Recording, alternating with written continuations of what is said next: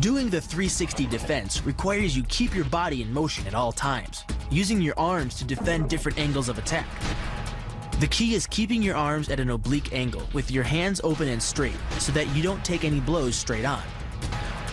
Each is deflected down the angle of your forearm, which reduces its impact.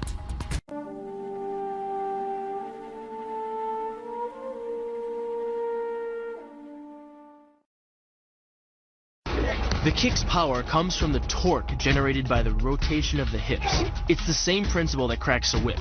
Turning the hips just a few degrees forces the foot to travel a much greater distance and creates a lot of speed as it does. The longer the leg and quicker the rotation, the faster the kick.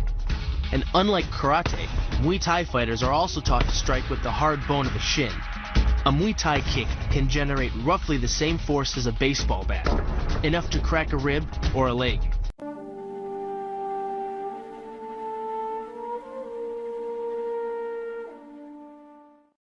The hyperextension of the elbow, created by pulling back on the locked arm, virtually ensures that he will be taken down. The knee strike to the wrist dislodges the knife and further loads the elbow and shoulder. The technique can easily result in damage to the elbow joint, the tendons of the rotator cuff, or even a broken arm.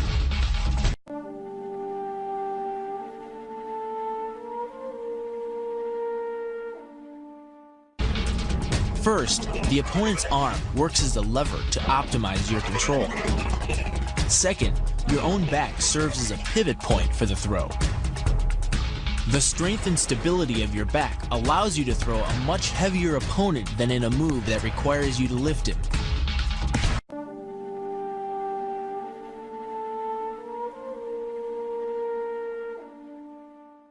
This kick is all about speed.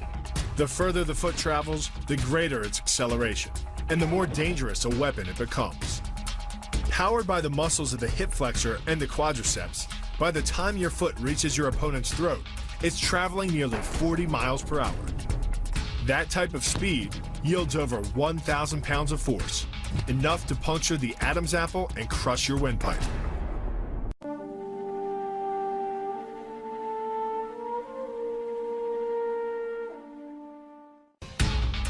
But the real damage from the knee bar doesn't come from gravity. It comes from leverage. Once the knee is locked, your hips act like a fulcrum, and his leg acts like a lever, multiplying any force you apply. So even though the ligaments and tendons around the knee can sustain 1,700 newtons of force, the knee bar can load a lot more than that, enough to completely destroy the joint.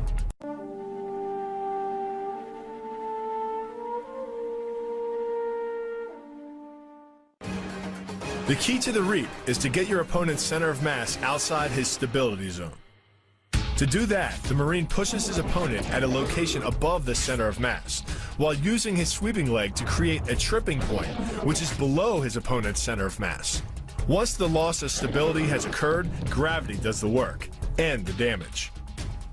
On the ground and on his back, your opponent is now vulnerable to any number of finishing strikes.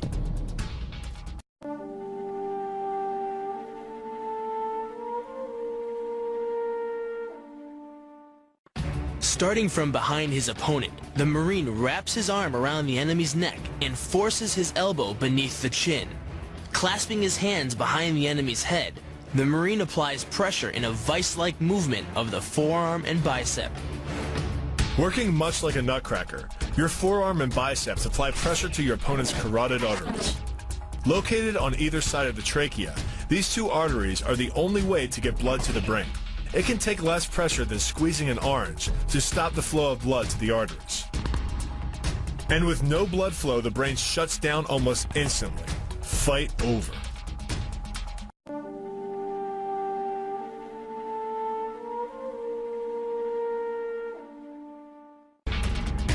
It's aimed at the largest gland in the human body, the liver. A direct hit won't just bring an opponent down. It can rupture the gland, causing severe internal bleeding. But the liver is well protected by the rib cage, so the kick must be accurate to within half an inch.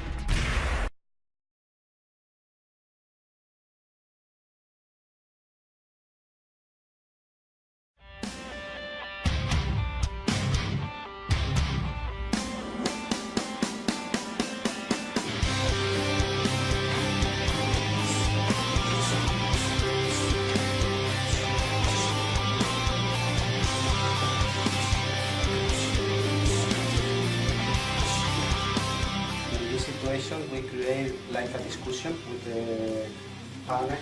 I used this for like a provocation. He attacked to me. I used the same moment for manipulation.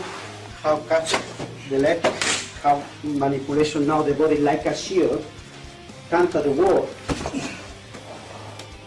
control the wall, in the same moment control all the area, catch the leg and broke the leg.